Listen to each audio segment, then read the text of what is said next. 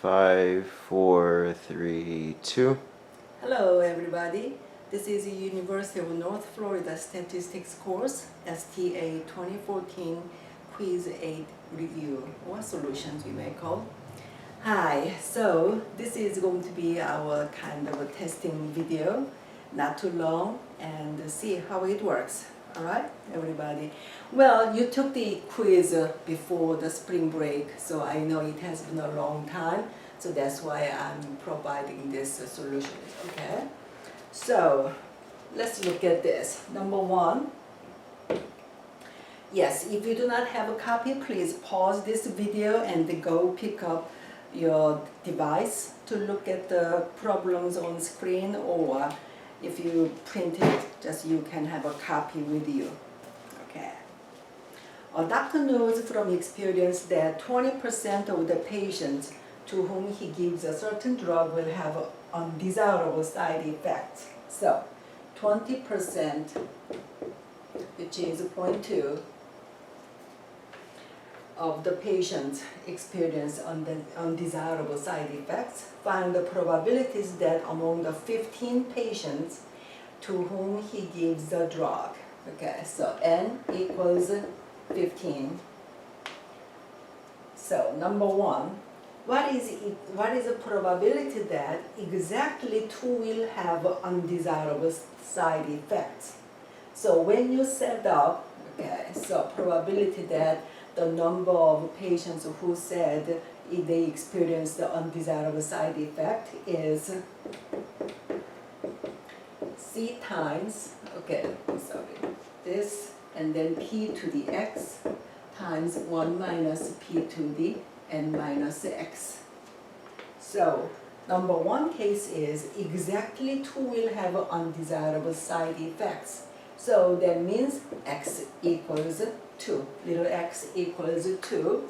So how we are going to set up? So that is probability that x equals 2 is combination 15 choose 2. So this one is going to give you that all the cases that the doctor hears from exactly 2 people that they had undesirable side effects. Okay, so this is a number of cases that doctor will see. And the P over here is 0.2, X is 2, and 1 minus P is 0.8 to the N minus 2. So N is 15, so 15 minus 2. So once you compute, combination 15 choose 2 times 0.2 squared and 0.8 to the 13th power. Okay, so this is the answer. Of course, you can compute this. You can put it on calculator and find out the probability. Okay.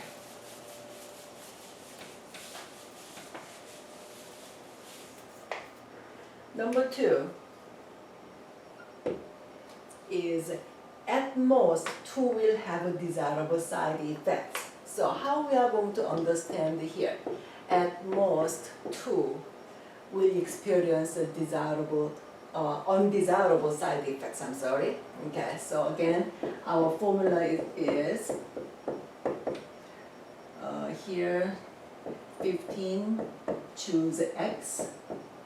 P is 0.2 to the x and 0.8 to the n minus x.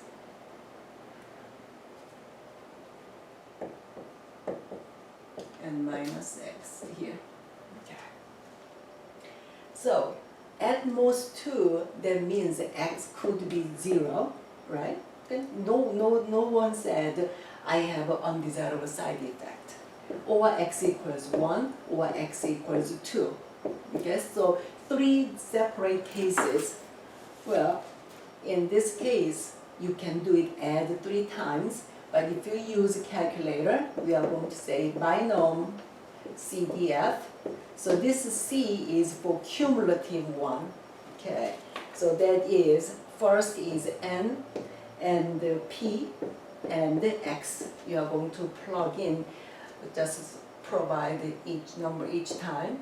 So binom CDF. Here is 15, P is 0.2, and X is 2. Here cumulative, always this cumulative means from X equals 0. So 0, 1, 2, therefore when you provide the largest number in these cases, that one give you the answer, which is, once you compute, that is 0.3980. Okay?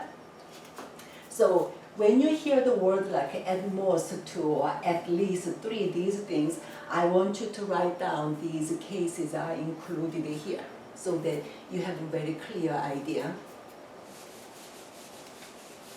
Number 3 is this time, at least 3 will have undesirable side effects. So this time, X is at least 3.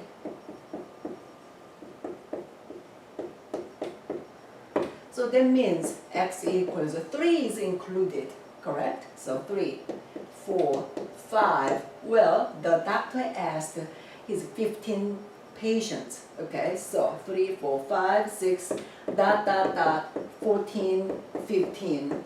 Of course, you do not want to just compute each separate case and then add them up. You don't want to do that. That is not a very smart way to do so.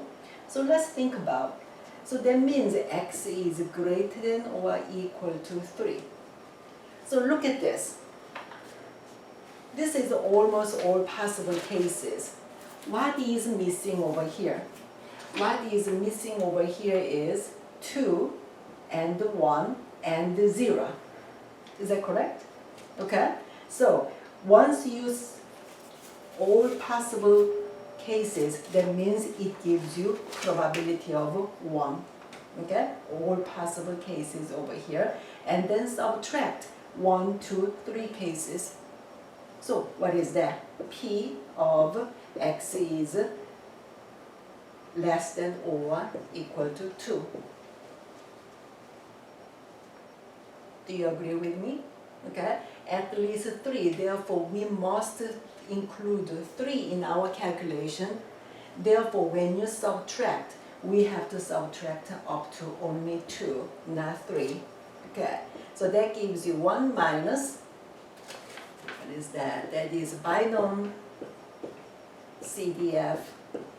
Well, this is again same case. So 15 comma, what is that? 0.2 comma, here is 2. Haven't you seen this before? Yes, we saw just number 2. Okay, so that gives you 1 minus 0.3980. That gives you 0.6020. Okay, so in other words, number 2 and number 3, okay, number 2 and number 3 are complement cases.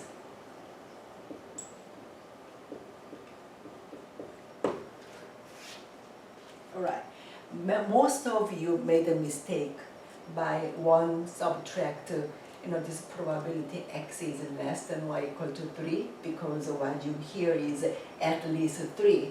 But remember that you are subtracting it, so you have to go to 1 less than 3, which is 2.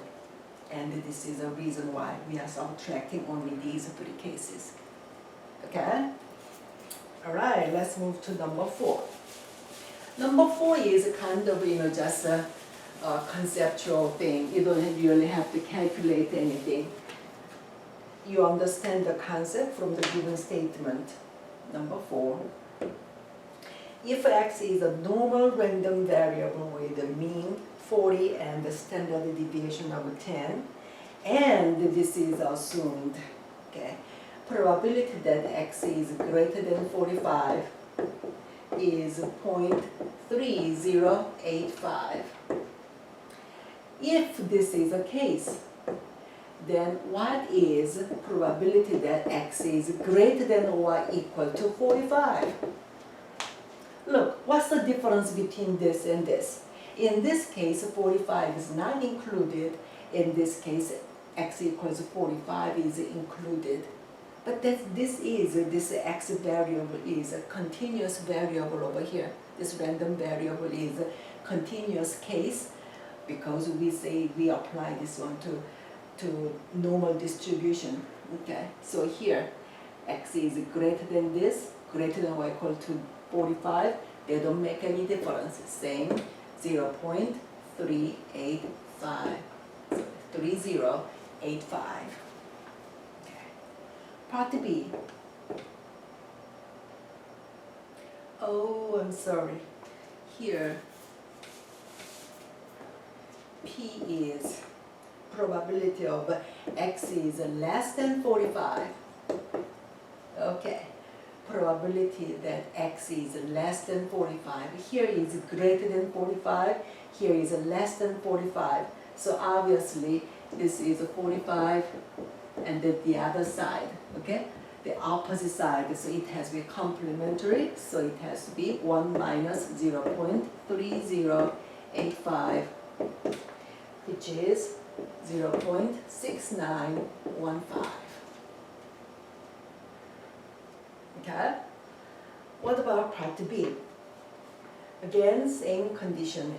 If x is a normal random variable with the mean 40 and the standard deviation 10, and the probability that x is less than 38 is 0.4027. If this is the case, then probability that x is less than or equal to 38. What do you think? The difference is here is 38 is not included, here 38 is included, but this is a continuous variable. Okay. Therefore, doesn't make any difference whether 38 is included or not. So that gives you same probability of 0.4027. Okay. For the next page, you need the normal, standard normal distribution table. Okay. Determine the area under the standard normal curve that lies. Okay. A is, this is a standard normal variable curve. Okay. So here, standard, that means the mu is 0 and sigma is 1. Alright. Z equals 0.45.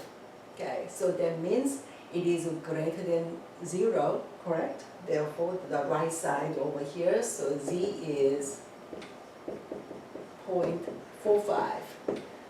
Do not misunderstand this one as like a 0.45. This one is going to be 0.5. No, this is not it. Mu equals 0.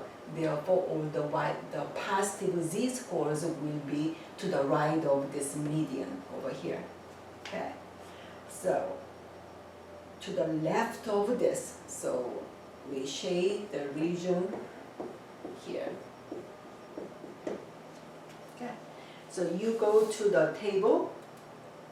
Okay. Always this table shows the area from the left. Okay, so you don't have to subtract or anything. So this is the area. So you go to 0.4 and then go to move over 0.05. Okay, see what you have. Okay, 0.4 and 5, that gives you 0.6736.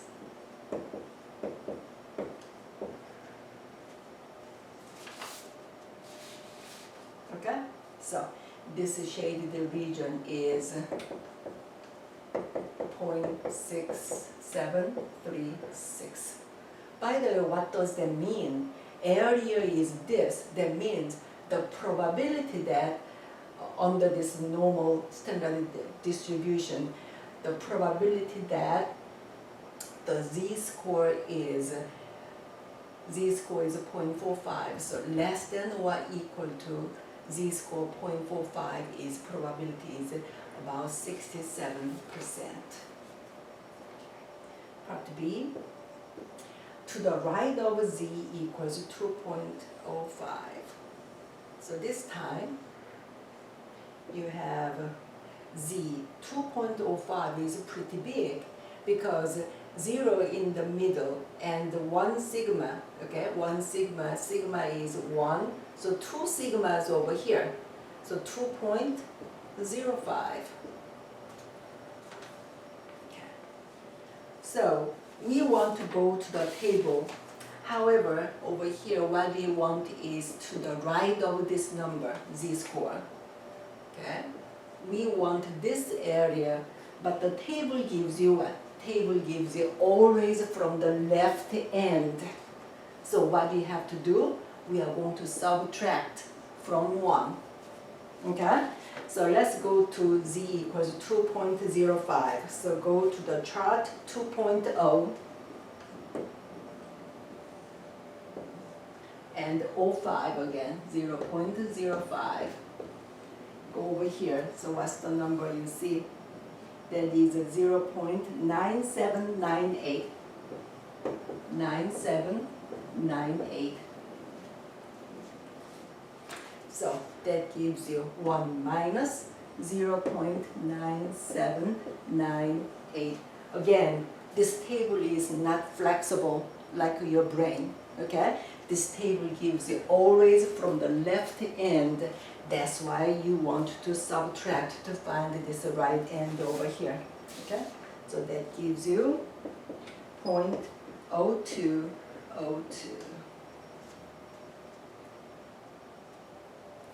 Okay, so this means what is probability that, okay, probability that the z-score is greater than or equal to 2.05. Well, that is this very small probability of 0.0202, about 2% of probability.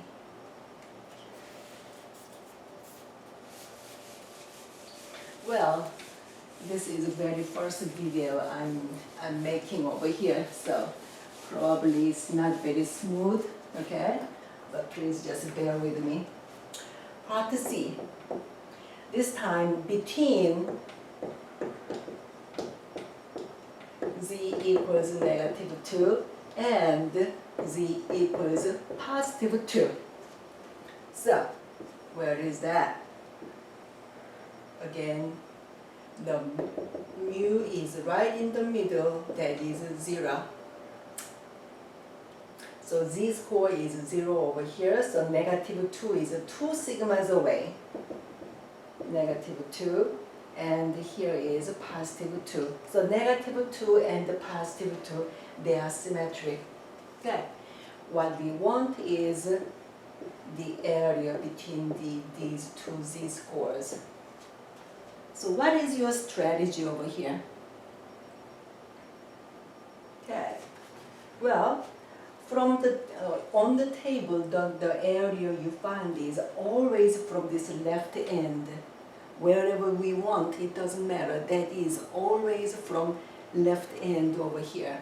So therefore, what we have to do over here is you compute from here to here, and then subtract what? Subtract this area.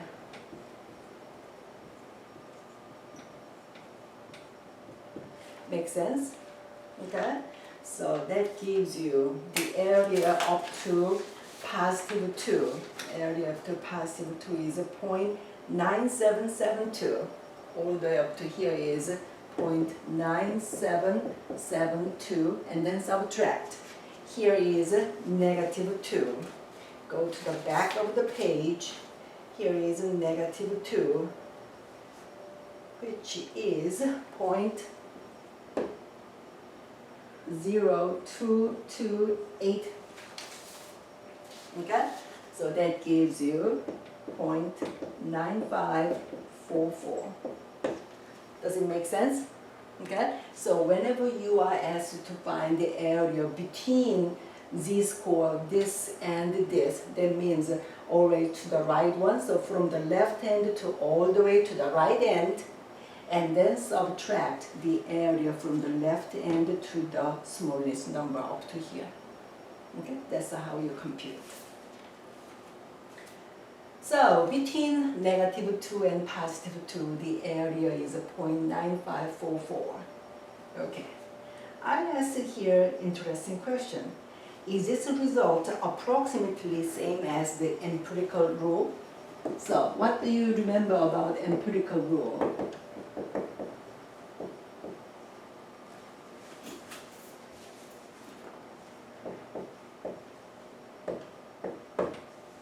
Empirical rule says, from the experience, the statistician found that, okay, this is mu, and this is 2 sigmas away, and here is to the left 2 sigmas away, so mu minus 2 sigma, and then approximately what, 95% of data is concentrated in this region. So the area is the same as the probability concept, okay? So area is the same as probability. Over here, when you have no standard normal distribution, you have a 0.9544. Over here is, is always empirical rule is about, okay? 95% means approximately 0.95. Well, aren't they almost the same thing? Okay, so this, of course, this empirical rule, and the rules like it resembles what, the standard normal distribution. Okay, there's no difference.